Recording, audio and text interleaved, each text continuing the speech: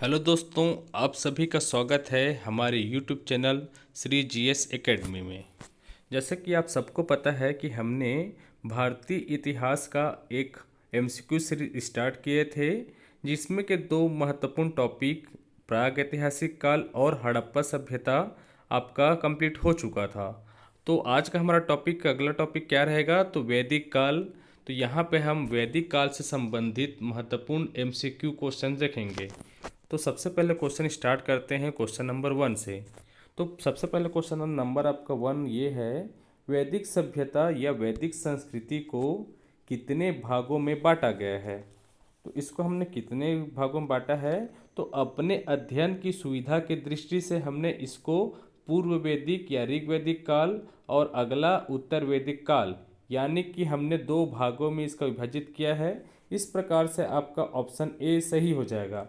उसमें अगर हम पूर्व या ऋग्वैदिक काल की बात करें तो इसका कालखंड कितना है, तो आपका 1500 से आपका है 1000 बीसी।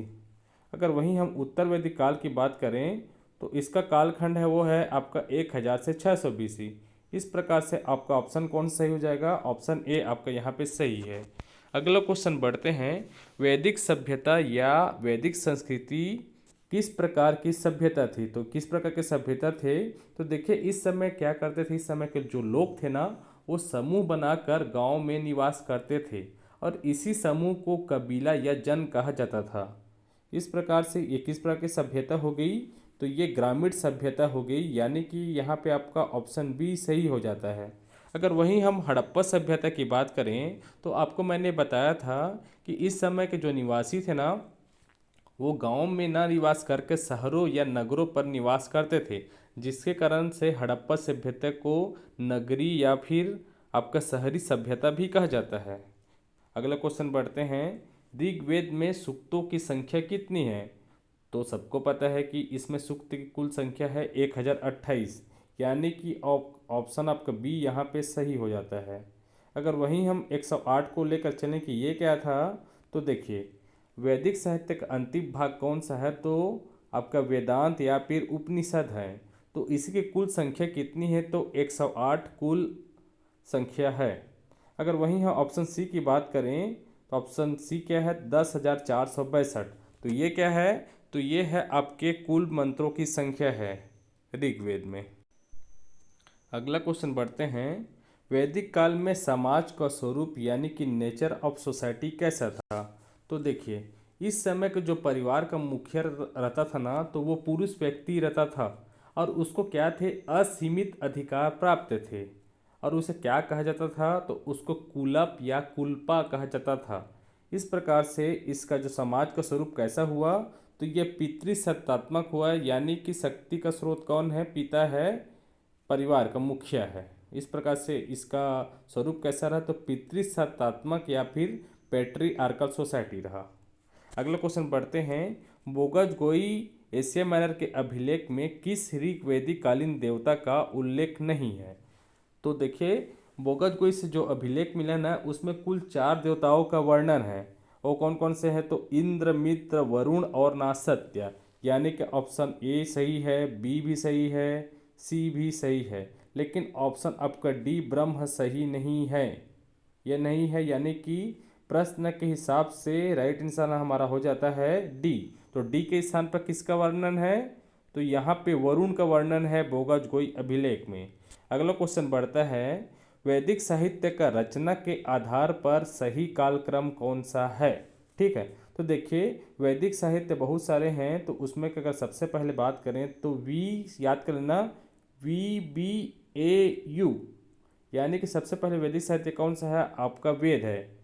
वी से वेद हो गया, और बी से क्या होगा, आपका ब्राह्मण ग्रंथ हो गया, और ए से फिर क्या है, आरण्यक हो गए, और यू से क्या है, उपनिषद। इस प्रकार से आपका ऑप्शन सी सही हो जाएगा यहाँ पे, वेद, ब्राह्मण ग्रंथ, आरण्यक और उपनिषद। अगला क्वेश्चन बढ़ते हैं, ऋग्वेद से संबंधित पुरोहित या ऋज्विज को क्या कहा जाता था। तो देखिए सबसे पहले ऋग्वेद के जो पुरोहित रहते थे ना, उसको होता या होत्री कहा जाता था। और अगर हम अध्वर्य या अध्वर्यु की बात करें तो जो आपका यजुर्वेद था ना, उसके प्रमुख जो पुरोहित रहते थे उसको अथर्वी कहा जाता है। और अगर हम उद्गाता की बात करें तो सामवेद के जो व्यक्ति है ना पुरोहित, उनको उद्गाता कहा जाता है। और अगर हम वही अथर्ववेद की बात करें तो ब्रह्म नाम के व्यक्ति है उनको पुरोहित माना जाता है। इस प्रकार से आपका ऑप्शन कौन सा सही हुआ? तो ऑप्शन ए आपका यहाँ पे सही हो जाता है। अगला क्वेश्चन हम बढ़ते हैं। अवेस्ता ग्रंथ किस भाषा की पुस्तक है? थोड़ा सॉरी, यहाँ पे स्पेलिंग मिस्टेक हो गया है। यहाँ पे क्वेश्चन ये रहेगा कि अवेस्ता अवेस्ता जो ग्रंथ है वो किस भाषा की ग्रंथ है? तो कौन सी भाषा की ग्रंथ है? तो देखिए, इसकी प्राप्ति जो है ना वो ईरान से हुई है। यानी कि भाषा कौन सा हो जाएगा आपका? ईरानी भाषा, यानी कि ऑप्शन सी आपका सही है यहाँ पे। अगला क्वेश्चन बढ़ते हैं। ब्रह्मवेद किसे कहा जाता है? तो ब्रह्मवेद किसे कहा जाता है? तो अथर्ववेद को क्या कहा जाता है? यहाँ पे ब्रह्मवेद कहा जाता है। इसी जो अथर्ववेद है ना, उसमें जादू टोना, तंत्र मंत्र, वशीकरण आदि का वर्णन है। इस प्रकार से आपका ऑप्शन कौन सही सही हो जाता है? Option D. अगला क्वेश्चन बढ़ते हैं। वेदों का संकलन किसने किया? तो वेदों का संकलन जो किए थे वो है कृष्ण द्वैपायन। इन्हीं कहा जाता है वेद व्यास, क्योंकि ये वेदों के संकलन करता है इस कारण। इस प्रकार से आपका ऑप्शन सी यहाँ पे सही हो जाता है। अगला क्वेश्चन 11 नंबर पे बढ़ते हैं। ऐत्रेय तथा कौशितकी किस वेद का ब्राह्मण ग्रंथ है? तो देखिए, सभी जो वेद है ना उनके ब्राह्मण ग्रंथ है, आरण्यक है और उपनिषद है। तो हम अगर एक ऐत्रेय और कौशितकी की बात करें तो एक तैस याद करना। एक तैस किसका है? तो ऋग्वेद का। तो ऋग्वेद का कौन सा ब्राह्मण ग्रंथ हो गया? ऐत्रेय और कौशितकी, यानी कि ऑप्शन ए आपका यहाँ पे सही हो जाता है। अगला क्वेश्चन बढ़ते हैं। गोपथ किस वेद का ब्राह्मण ग्रंथ है? तो गोपथ देखिए अथर्ववेद का महत्वपूर्ण ब्राह्मण ग्रंथ है। यानी कि ऑप्शन यहाँ पे कौन सा सही हो जाएगा आपका? ऑप्शन डी यहाँ पे ही आपका ऑप्शन सही है। अगला क्वेश्चन बढ़ते हैं। सप्त सैंधव प्रदेश को आर्यों का मूल निवास स्थान किस विद्वान ने कहा? तो देखिए, ऑप्शन अगर देखते हैं तो मैक्स मूलर क्या कहते हैं आर्यों का मूल स्थान के बारे में? तो इन्होंने कहा था मध्य एशिया। मध्य एशिया को आर्यों का मूल निवास स्थान कहा। वही हम बाल गंगाधर तिलक की बात करें तो उनकी एक पुस्तक है the Arctic home of Aryans. इसमें उन्होंने क्या कहा था? आर्यों का जो मूल निवास स्थान है ना वो आपका उत्तरी ध्रुव को कहा था, यानी कि आर्कटिक प्रदेश को इन्होंने कहा था, यानी कि ये भी गलत है। अगले देखते हैं दयानंद सरस्वती। तो इन्होंने क्या कहा था आर्यों को मूल निवासी स्थान? तो तिब्बत को कहा था इन्होंने। इस प्रकार से ऑप्शन आपका डी बचता है, तो वही इस क्वेश्चन का आपका आंसर है। तो यानी कि अविनाश जो चंद्रदास है ना, उन्होंने आर्यों का मूल निवासी स्थान किस प्रदेश को कहा? तो सप्त सैंधव को प्रदेश को कहा। एक्चुअल में देखें तो सप्त सैंधव जो प्रदेश है ना वो वर्तमान पंजाब वाला क्षेत्र है।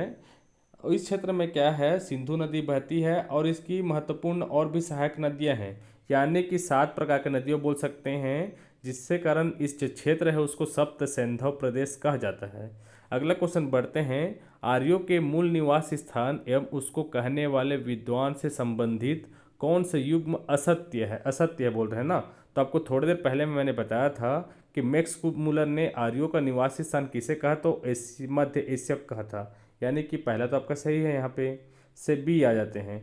बाल गंगाधर तिलक ने किसे कहा था? तो उत्तरी ध्रुव या फिर आपका आर्कटिक प्रदेश को इन्होंने आर्यों का मूल निवासी स्थान कहा। वही दयानंद सरस्वती की बात करें ऑप्शन सी, तो तिब्बत भी यहाँ पे सही होता है।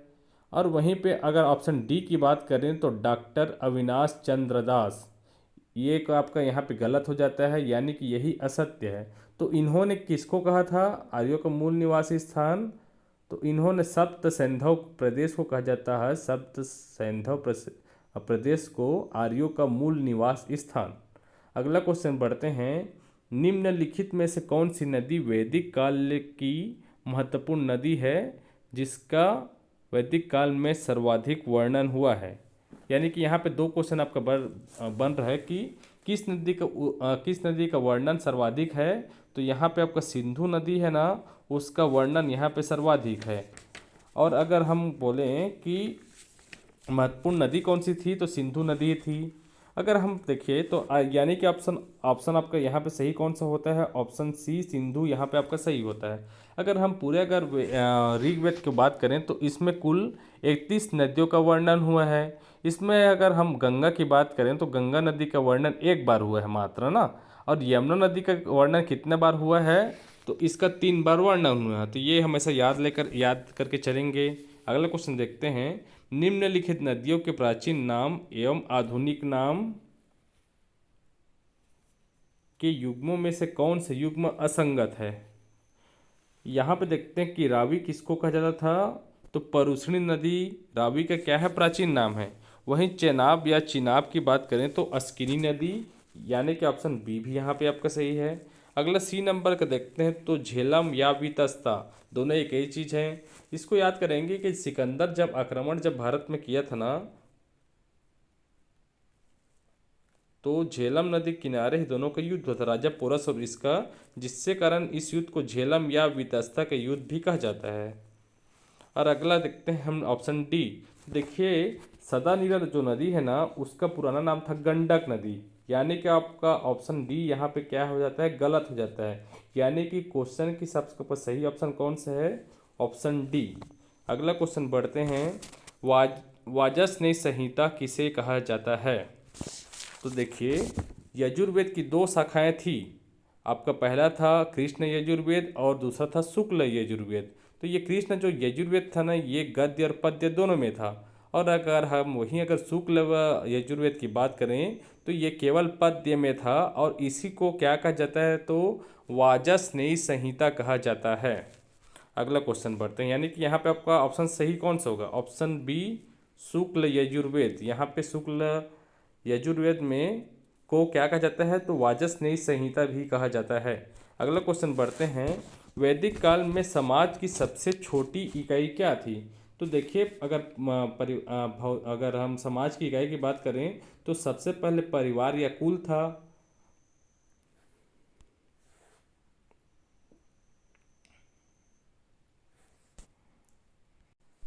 और जो परिवार या कुल के महत्वपूर्ण व्यक्ति थे उसको कुलप या कुलपा कहा जाता था। यानी कि आपका ऑप्शन कौन सा सही है, तो ऑप्शन बी आपका यहाँ पे सही होता है, परिवार या कुल। अगला क्वेश्चन 19 नंबर पे हम बढ़ते हैं, वेदों की संख्या कितनी है। तो देखिए कुल 4 वेद हैं। जैसे पहले की बात करें तो ऋग्वेद, दूसरा है यजुर्वेद, तीसरा है आपका सामवेद और चौथा है आपका अथर्ववेद। इस प्रकार से वेदों की संख्या कितनी हो गई, 4 हो गई। यानी कि ऑप्शन आपका ए सही है यहाँ पे। ठीक है, और देखिए इसका एक चीज़ और याद करेंगे तो जो शुरुआती जो तीन तीन जो वेद है ना, यानी कि ऋग्वेद, यजुर्वेद और एक आपका सामवेद, इसी को वेद त्रयीत या त्रिवेद भी कहा जाता है, शुरुआती तीनों को ना। और जिस वेद से हमें ऋग्वैदिक कालीन की जानकारी मिल रही है या फिर ऋग्वेद काल में जिस वेद की रचना हुई उसे ऋग्वेद कहा जाता है। अगर वही हम ऑप्शन बी की बात करें तो 16 क्या है, तो 16 क्या है, कुल संस्कारों की संख्या है। अगर वहीं हम ऑप्शन सी की बात करें तो ऑप्शन सी क्या है, तो कुल अगर पुराणों की संख्या की बात करें ना तो ये है आपका 28। और यही हम अगर डी की बात करें 108 क्या है, तो ये कुल उपनिषदों की संख्या है। इस प्रकार से आपका यहाँ पे ऑप्शन ए आपका सही हो जाता है। अगला क्वेश्चन बढ़ते हैं, पुरुष सूक्त का वर्णन ऋग्वेद के कौन से मंडल में है।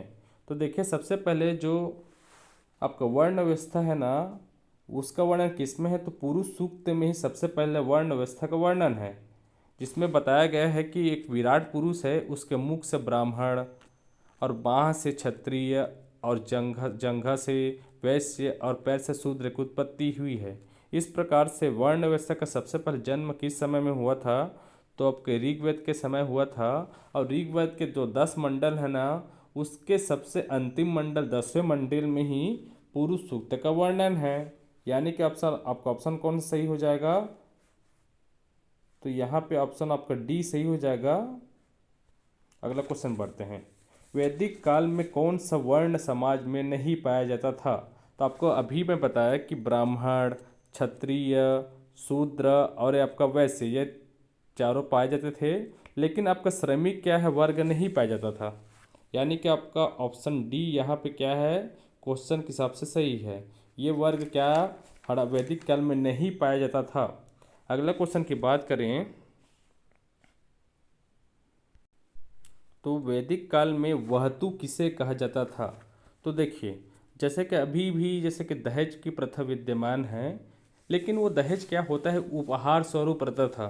तो उस समय क्या रहता था, विवाह के समय पुत्री को विवाह समूह विवाह विवाह के उपहार स्वरूप बहुत सारा क्या है उनको दिया जाता था, गिफ्ट वगैरह जैसे कि अभी भी दिया जाता है वैसे उनको उपहार दिया जाता था। उसको क्या कहा जाता था, तो वहतु कहा जाता था। इस प्रकार से आपका ऑप्शन बी यहाँ पे सही है, विवाह के समय पुत्री को दिया जाने वाला उपहार। और वहीं अगर ऑप्शन ए की बात करें तो जो स्त्रियां जीवन भर क्या अविवाहित रहती थी उनको अमाजू कहा जाता था। और वहीं हम वैद्य की बात करें ऑप्शन सी की, तो वैद्य को उस समय भीषज कहा जाता था। और वही राजा जो था ना कबीले का, ऑप्शन डी, तो उसको गोप या गोप्ता कहा जाता था, यानी कि जनों का रक्षा करने वाला, लोगों का रक्षा करने वाला। अगला क्वेश्चन देखते हैं, दसराज युद्ध किस नदी के तट पर लड़ा गया था। तो दसराज युद्ध देखिए परुषणी या फिर रावी नदी के तट पर लड़ा गया था। इसमें क्या था, राजा सुदास और 10 राजाओं के बीच में युद्ध हुआ था। और इसमें भरत कबीले के राजा सुदास की विजय हुए थे। और उनके गुरु का नाम था, तो उनके गुरु का नाम था वशिष्ठ, ठीक है, वशिष्ठ। और जो अपोजिशन वाले थे उनके गुरु का नाम क्या था, विश्वामित्र। इस प्रकार से ऑप्शन आपका सही कौन सा हो जाएगा, तो आपका ऑप्शन बी, रावी परुष्णी वाला ऑप्शन आपका सही हो जाएगा। कभी क्वेश्चन ये है कि दसराज युद्ध का वर्णन कौन से मंडल पे है। तो देखिए बताया हूँ आपको कि ऋग्वेद में कुल 10 मंडल हैं, उसमें जो 7वें नंबर का मंडल है ना, उसमें दसराज युद्ध के बारे में जानकारी दिया गया है। अगला क्वेश्चन बढ़ते हैं, निम्नलिखित में से कौन सी संस्था प्राचीनतम है। तो इस समय देखिए महत्वपूर्ण संस्थाओं की बात करें तो 3 संस्थाओं के बारे में हमें जानकारी मिलती है।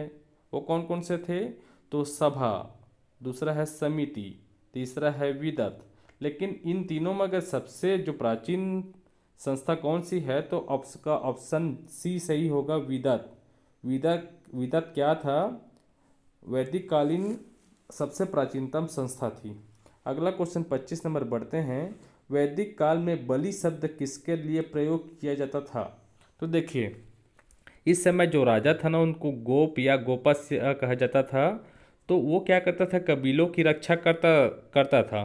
तो कबीले के लोग क्या करते थे, अपने मन पसंद से ना राजा कुछ कर दिया करते थे। इसी कर को कहा जाता था बलि कर, ठीक है। उस समय अनिवार्य नहीं था, लेकिन हम उसी को अगर उत्तर वैदिक काल की बात करें ना, तो इस समय यह कर क्या था, अनिवार्य हो गया। यानी कि यहाँ पे कौन सा ऑप्शन सही है, ऑप्शन सी, राजा को दिया जाने वाला कर। अगला क्वेश्चन बढ़ते हैं 26 नंबर, प्रारंभिक आर्यों का व्यवसाय कैसे क्या था। तो सबसे पहले देखिए जो आर्य थे ना, वो क्या है, घोड़े लेकर आए थे। घोड़े का रथ का प्रयोग सबसे पहले करते थे। और इसके समय में क्या है, गाय क्या है, प्रमुख संपत्ति का आधार था गाय, ठीक है। इस प्रकार से पशुपालन यहाँ पे मुख्य रहेगा। तो पशुपालन क्या है, प्रारंभिक आर्यों का मुख्य व्यवसाय है, यानी कि उत्तर वैदिक काल में। अगर उसी को हम पूर्व वैदिक काल में, सॉरी, पूर्व वैदिक काल में जो आर्यों का प्रमुख व्यवसाय रहता था ना, वो था आपका पशुपालन। अगर वही हम उत्तर वैदिक काल की बात करें तो इसमें जो आर्यों का महत्वपूर्ण जो व्यवसाय था ना, वो कृषि हो जाता है, ठीक। तो यहाँ पे आपका ऑप्शन बी सही रहेगा। अगला क्वेश्चन बढ़ते हैं, वैदिक काल में किस पशु की महत्ता सर्वाधिक थी एवं उसे संपत्ति का अधिकार माना जाता था। तो इस समय देखिए आपको थोड़े पहले बताया हूँ, इस समय गाय थी ना, वो संपत्ति का आधार थी। यानी कि जिसके पास जितनी ज़्यादा गाय रहेगी ना, उसको उतना ही अमीर व्यक्ति यानी रुपये पैसे वाला माना जाता था। इस समय गाय को क्या कहा जाता था, अघन्य कहा जाता था, यानी कि ना मारे जाने योग्य। गाय को मारना मना है। जैसे कभी गौ गौ गौ बचाओ होता है ना, कि गाय की हत्या बंद करो वाला, वैसे कुछ उस समय भी था। और उनके लिए देखिए गायों के लिए जो युद्ध लड़ा जाता था ना, उसको गविष्ठी कहा जाता था, यानी कि गायों की खोज। गविष्ठी का अर्थ है गायों की खोज। यानी कि गायों के लिए जो युद्ध हुआ करता था उसको गविष्ठी कहा जाता था। और उस समय जो पशुपालन जो करते थे, चरवाहे का काम करते थे, उनको क्या कहा जाता था? तो उनको गोपाल कहा जाता था। इस प्रकार से यहाँ पे कौन सा आपका ऑप्शन सही रहेगा? ऑप्शन सी आपका यहाँ पे सही है। अगला क्वेश्चन बढ़ते हैं, वैदिक काल में हिरण्य शब्द किस धातु के लिए प्रयोग किया जाता था? तो देखिए, हिरण्य सोना के लिए इस समय उपयोग किया जाता था।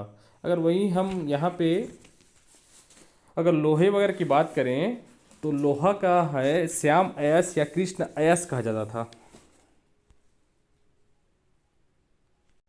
और अगर हम केवल अयस किसे कहा जाता था, तो तांबा को यहाँ पे केवल अयस से कहा जाता था। और ये कांस्य भी हो सकता है, ठीक है, यानी कि तांबा या कांस्य को मुख्यतः अयस कहा जाता है, अयस। अगला क्वेश्चन हम बढ़ते हैं 29 नंबर। तो देखिए, ऋग्वैदिक काल में आर्यों के महत्वपूर्ण देवता कौन थे? तो इस समय देखिए, जो इंद्र देवता है ना, उनको 250 सूक्त समर्पित है, ठीक। तो इस समय महत्वपूर्ण देवता कौन हो गए? तो यहाँ पे इंद्र क्या है? महत्वपूर्ण देवता, यानी कि ऑप्शन सी आपका यहाँ पे सही है। अगला क्वेश्चन में बढ़ते हैं 30 नंबर पे। ऋग्वैदिक काल में आर्यों के किस देवता को ऋतस्य गोपा कहा गया है?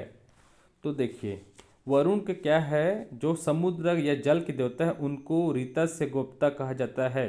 यानी ऋतस्य का अर्थ है नैतिक नियम का रक्षक। इस प्रकार से आपका ऑप्शन ए यहाँ पे सही होगा। अगला क्वेश्चन बढ़ते हैं, ऋग्वेद के किस मंडल में गायत्री मंत्र का उल्लेख है? तो देखिए, गायत्री मंत्र के सबसे पहले रचनाकर्ता कौन थे? तो विश्वामित्र नाम के जो ऋषि थे ना, उन्होंने ही गायत्री मंत्र का क्या है, संकलन किया था। तो ये इसका लेकिन वर्णन किस मंडल पे है? तो आपका तीसरे मंडल पे इसका वर्णन है, यानी कि यहाँ पे आपका ऑप्शन ए सही हो जाता है।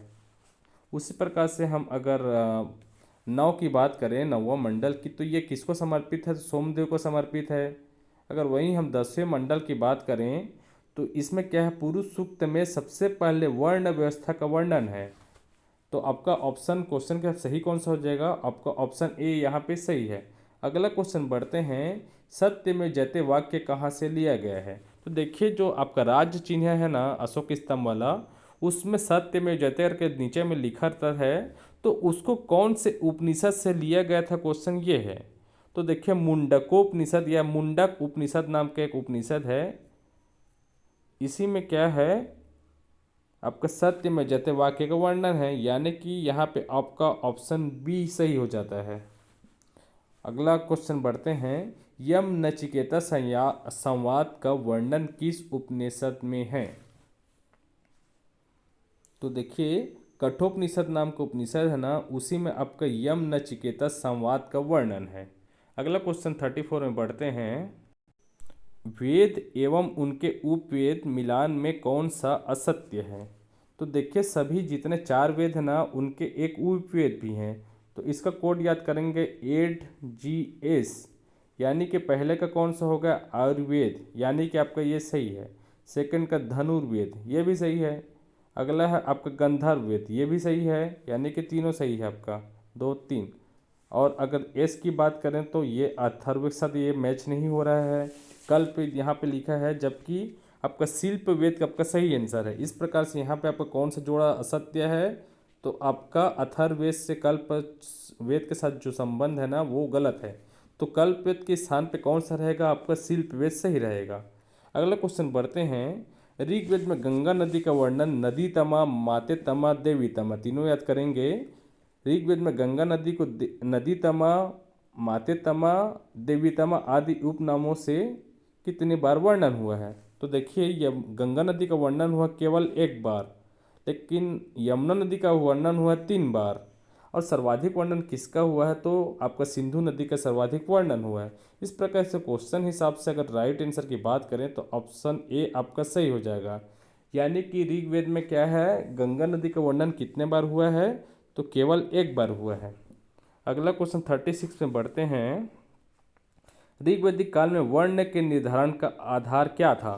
तो इस समय देखिए, जो भी वर्ण का आधार था ना, वो क्या है, कर्म के आधार पर। यानी कि जो व्यक्ति जिस भी वर्ण का जो कार्य करेगा ना उसको वो उस वर्ण का व्यक्ति माना जाता है। इस प्रकार से आपका ऑप्शन ए सही हो जाएगा। अगर हम उसी को अगर उत्तर वैदिक काल की बात करें ना, तो इस समय वर्ण व्यवस्था था ना वो थोड़ा जटिल होने लगा था। यानी कि इस समय जो जिस जाति में जन्म ले रहा है, जिस कुल में जन्म ले रहा है, वो उसी वर्ण को होगा जिस जाति का उसका पिताजी हैं। इस प्रकार से यहाँ पे वर्ण व्यवस्था क्या हो गया, कठोर हो गया। लेकिन पहले की बात करूँ ऋग्वैदिक काल में, तो इस समय क्या स्वरूप कैसा है, तो लचीला है। अगला क्वेश्चन बढ़ते हैं 37 में। किस वेद में सभा एवं समिति को प्रजापति की दो पुत्रियां कहा गया है? तो देखिए अंतिम जो वेद है ना, अथर्ववेद, इसी में क्या है, सभा एवं समिति को प्रजापति की दो पुत्रियां कहा गया है। और इसी में देखिए जादू टोना तंत्र मंत्र वशीकरण आदि सबका वर्णन किसमें है, आपका इसी अथर्ववेद में है। और अथर्वा ऋषि के नाम पर ही इसका नाम क्या है, अथर्ववेद पड़ा था। अगला क्वेश्चन 38 में बढ़ते हैं। किस वेद में गोत्र शब्द का सर्वप्रथम उल्लेख हुआ है? तो कौन से आपका वेद में हुआ है, तो आपका पहला ऋग्वेद, ऋग में हुआ है गोत्र शब्द का प्रथम उल्लेख। ठीक। अगला क्वेश्चन बढ़ते हैं 39 में। तो किस संहिता में स्त्रियों को असत्य भाषणी तथा मनुष्य के 3 बुराइयों में से एक कहा गया है? तो देखिए एक संहिता है मैत्रायणी संहिता।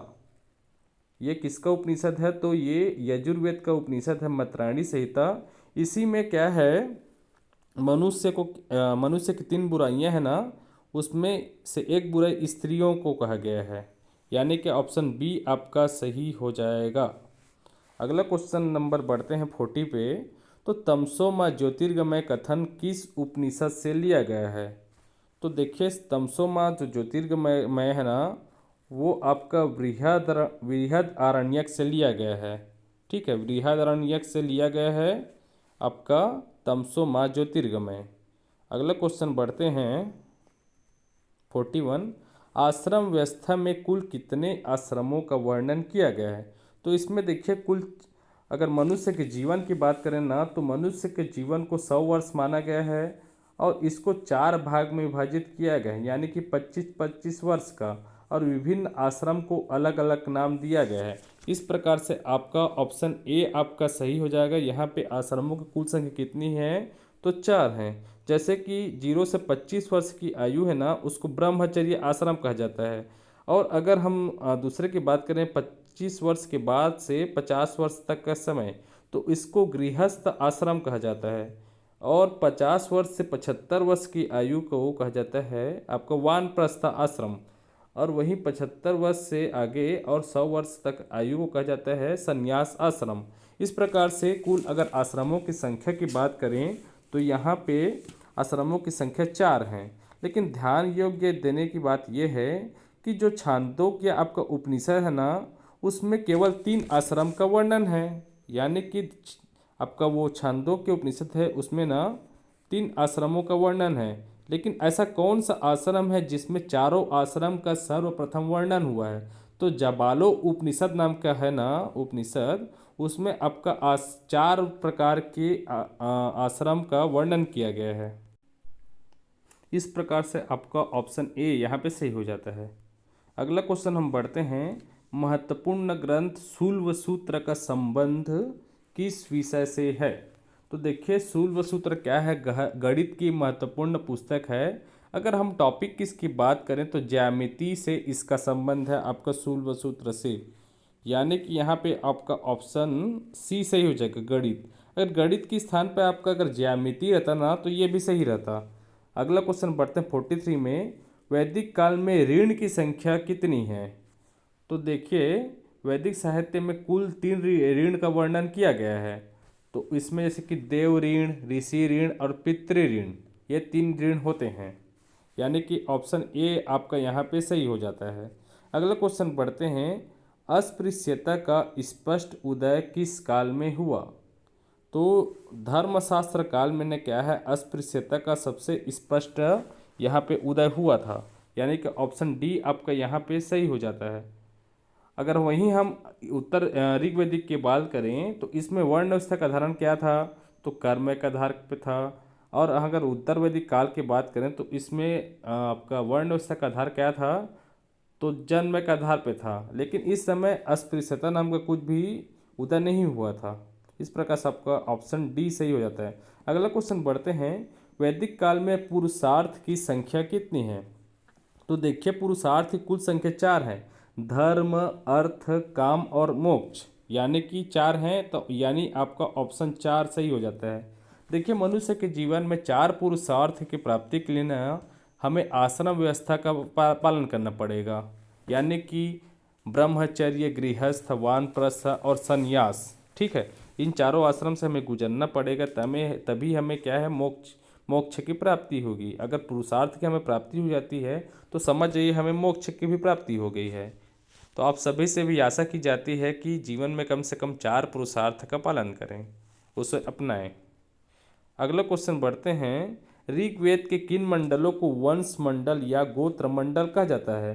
तो देखिए ऋग्वेद में कुल मंडलों की संख्या 10 है, तो उसमें सबसे जो पुराने जो आपके मंडल है ना, यानी कि मंडल नंबर 2 से 7 तक, इसी मंडल को आपका वंश मंडल या गोत्र मंडल कहा जाता है, यानी कि यहाँ पे आपका ऑप्शन सी हो जाएगा, 2 से 7 मंडल। अगला क्वेश्चन 47 बढ़ते हैं, ऋग्वेद में वर्णित गायत्री मंत्र की रचना किस ऋषि द्वारा की गई? तो देखिए विश्वामित्र जो गुरु थे ना, उनके द्वारा ही गायत्री मंत्र की रचना की गई है। और ये किस प्रकार के पुरोहित थे? तो ये क्या थे, उदारवादी पुरोहित थे। अगला क्वेश्चन बढ़ते हैं, वैदिक काल में ब्रीही या शाली किस अनाज को कहा जाता था? तो देखिए आपके यहाँ पे ऑप्शन सी सही हो जाएगा, धान को यहाँ पे कहा जाता था, आपका साली कहा जाता था या फिर ब्रीही कहा जाता था, यानी कि ऑप्शन सी। वहीं अगर जौ की बात करें तो जौ को यव कहा जाता था, ठीक। और वहीं गेहूं की बात करें तो गेहूं को गोधूम कहा जाता था। इस प्रकार से ऑप्शन सी यहाँ पे आपका सही है। अगला क्वेश्चन में बढ़ते हैं, वैदिक काल में लोहा धातु को अन्य किस नाम से जाना जाता था? तो देखिए लोहे को 2 नाम से जाना जाता था, सबसे पहले कृष्ण अयस और दूसरा है आपका श्याम अयस। यहाँ पे आप कन्फ्यूज़न में आकर आप लोहित अयस लगा सकते हैं, लेकिन यहाँ पे बिल्कुल आपको सोच समझ कर लगाना पड़ेगा कि यहाँ पे अगर श्याम अयस है ना तो यही आपका सही है। अब केवल अयस किससे कहा जाता है? तो तांबा या कांसे को क्या है, अयस की संज्ञा दी जाती है। वहीं हिरण्य की बात करें तो पिछले क्वेश्चन में बताया था आपको, सोना को क्या कहा जा रहा है यहाँ पे, तो हिरण्य कहा जा रहा है। अगला क्वेश्चन बढ़ते हैं, उत्तर वैदिक काल में कौन से देवता सर्वश्रेष्ठ थे? तो देखिए ऋग्वैदिक काल में सर्वश्रेष्ठ देवता कौन थे? तो इंद्र आपके सर्वश्रेष्ठ देवता थे। इनको क्या है, 250 सूक्त समर्पित थे। लेकिन धीरे धीरे क्या होता है, ऋग्वैदिक काल के बाद उत्तर वैदिक काल जो आता है ना, तो इस समय देवताओं के नामों में परिवर्तन हो जाता है। तो इस समय महत्वपूर्ण देवता कौन बनते हैं? तो प्रजापति। प्रजापति यानी कि ऑप्शन बी आपका यहाँ पे सही है। और अगर और देवता की बात करें, 2 देवता और प्रमुख हो जाते हैं, रुद्र और विष्णु। इसमें से प्रजापति है उनको ना जगत के रचयिता कहा जाता है, ठीक। और विष्णु को क्या कहा जाता है? तो जगत के पालन करता। और रुद्र को क्या कहा जाता है? जगत के संहारण करता, ठीक। अगला क्वेश्चन देखते हैं, ऋग्वैदिक काल में सर्वाधिक मंत्र किस देवता को समर्पित है? तो आपको पहले ही थोड़ी देर पहले बताया हूँ कि इस समय महत्वपूर्ण देवता देवता थे ना, वो इंद्र थे। और इंद्र क्या थे, 250 जो आपका सूक्त है ना वो समर्पित है। इस प्रकार से आपका राइट आंसर कौन सा हो जाएगा? ए इंद्र, ठीक। अगला क्वेश्चन बढ़ते 52 में, the Arctic home of the Aryans नामक पुस्तक किसने लिखा? तो देखिए बाल गंगाधर तिलक है ना, उन्होंने आर्यों का मूल निवास स्थान किसे बताया था? तो आर्कटिक प्रदेश या फिर आपका उत्तरी ध्रुव वाला क्षेत्र है ना, उसको आर्यों का मूल निवास स्थान कहा गया था। इस प्रकार से ये पुस्तक किसने लिखा था? तो बाल गंगाधर तिलक ने लिखा था। अगला क्वेश्चन बढ़ते हैं, निम्नलिखित में से किस वेद का संकलन ऋग्वेद पर आधारित है? तो देखिए आपका सामवेद है ना, जो कि गायन से संबंधित है, ठीक है। इसका संबंध किससे है? तो ऋग्वेद पर इसका संकलन आधारित है, यानी कि आपका ऑप्शन सी यहाँ पे सही होता है, ठीक। अगला क्वेश्चन बढ़ते हैं 54 नंबर पे, वैदिक साहित्य में किस देवता को ऋतस्य गोपा या ऋतस्य गोप्ता कहा गया है?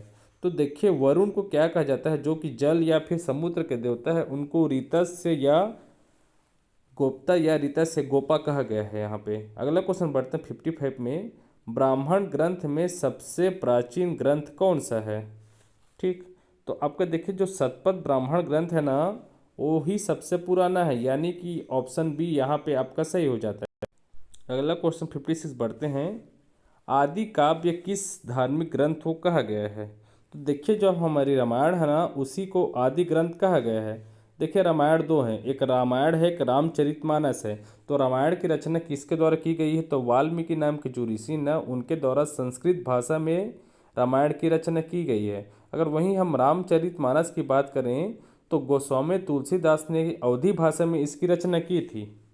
अगला क्वेश्चन बढ़ते हैं, वैदिक काल में राजनीतिक संगठनों का बढ़ते हुए क्रम में व्यवस्थित रूप क्या है? तो 57 का आपसे सही आंसर हो जाएगा ऑप्शन आपका सी। सबसे पहले कुल आएगा, कुल के बाद आपका ग्रामीण आएगा, ग्राम, और उसके बाद विष आएगा, फिर जन आएगा, फिर राष्ट्र आएगा। इस प्रकार से आपका ऑप्शन सी यहाँ पे सही हो जाएगा। अगला क्वेश्चन बढ़ते हैं 58 पे, गेरुवर्णी मृदभांड यानी ओसीपी का संबंध किस काल से है? तो आप सभी को पता है को जो गेरुए रंग का जो है ना, उसका संबंध है आपका ऋग्वैदिक काल से। अगर वहीं हम उत्तर वैदिक काल की अगर बात करें, जो चित्रित जो धूसर टाइप के मृदभांड है ना, उनका संबंध उत्तर वैदिक काल से। इस प्रकार से क्वेश्चन के अनुसार हम देखें तो यहाँ पे ऑप्शन ए आपका सही हो जाएगा। अगला क्वेश्चन बढ़ते हैं, आर्य शब्द का सर्वप्रथम प्रयोग किसने किया था? आर्य शब्द का प्रथम प्रयोग किसने किया? तो मैक्स मूलर नाम के जो व्यक्ति है ना, जिन्होंने क्या कहा था, आर्यों का मूल निवासी स्थान मध्य एशिया को कहा जाता है, इन्होंने ही आर्य शब्द का सबसे पहले प्रयोग किया था।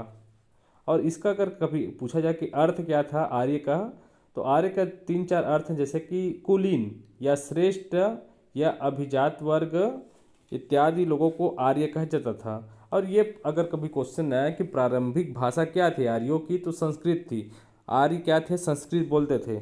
अगला क्वेश्चन बढ़ते हैं, आर्य किस प्रकार के भोजन करते थे? तो देखिए उस समय शाकाहारी और मांसाहारी दोनों प्रकार के भोजन करते थे आर्य लोग। इस प्रकार से यहाँ पे आपका ऑप्शन सी आपका सही हो जाएगा।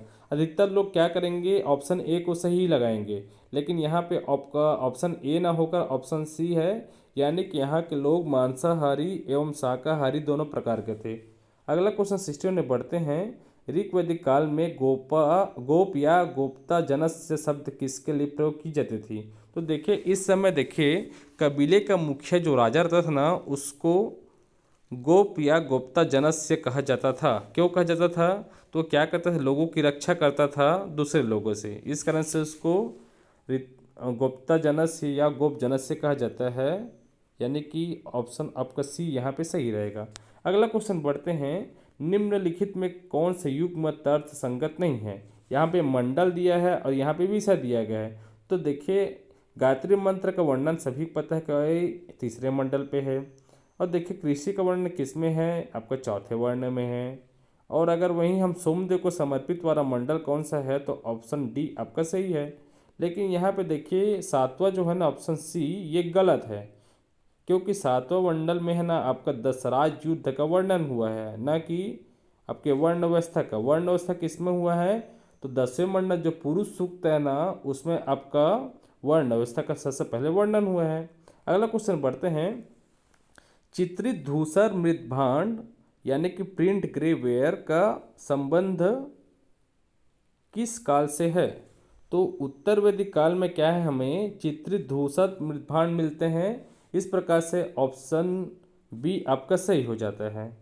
अगला क्वेश्चन बढ़ते हैं, क्वेश्चन नंबर 64, मिताक्षरा नामक ग्रंथ की रचना किसने की थी? मिताक्षरा की तो एक व्यक्ति है विज्ञानेश्वर, ऑप्शन ए, इन्होंने ही मिताक्षरा नामक ग्रंथ की रचना की है।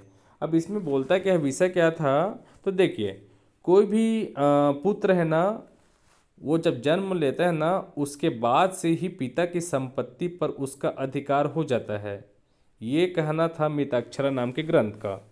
लेकिन अगला एक और व्यक्ति आते हैं जीमूत वाहन, ऑप्शन बी देखिए, जीमूत नाम के व्यक्ति आते हैं, इन्होंने एक महत्वपूर्ण जो ग्रंथ है दाय भाग, इसका रचना करते हैं। और इसमें उन्होंने ये कहा है कि देखिए, पुत्र का अपने पिता के उसमें हक तो है संपत्ति पे, लेकिन ये हक उनके पिता के जीते जी नहीं मिल सकता। ये जब उनकी मृत्यु हो जाएगी ना, उनके बाद से उनको उनका हक मिलेगा पुत्र को। ठीक। अगला क्वेश्चन बढ़ते हैं 65 में। मनुस्मृति में कितने प्रकार के विवाहों का वर्णन है? तो देखिए, मनुस्मृति में 8 प्रकार के विवाहों का वर्णन है, जिसमें से 4 मान्य हैं और 4 अमान्य हैं। अगला क्वेश्चन बढ़ते हैं 66 में। राज्य के दैवी उत्पत्ति सिद्धांत का वर्णन किस ब्राह्मण ग्रंथ में सर्वप्रथम हुआ है? तो आपका सबसे पहले देखिए,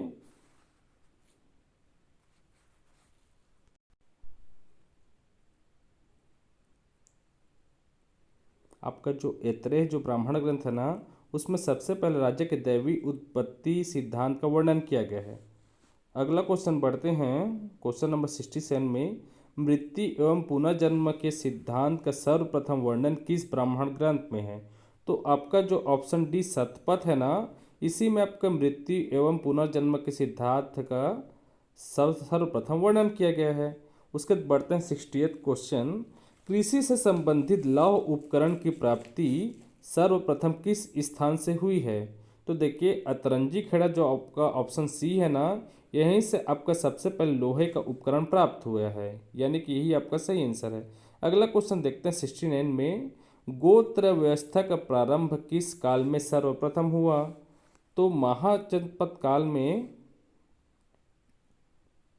सॉरी, यहाँ पे आपका उत्तर वैदिक काल में आपका गोत्र व्यवस्था का सबसे पहले प्रारंभ हुआ था।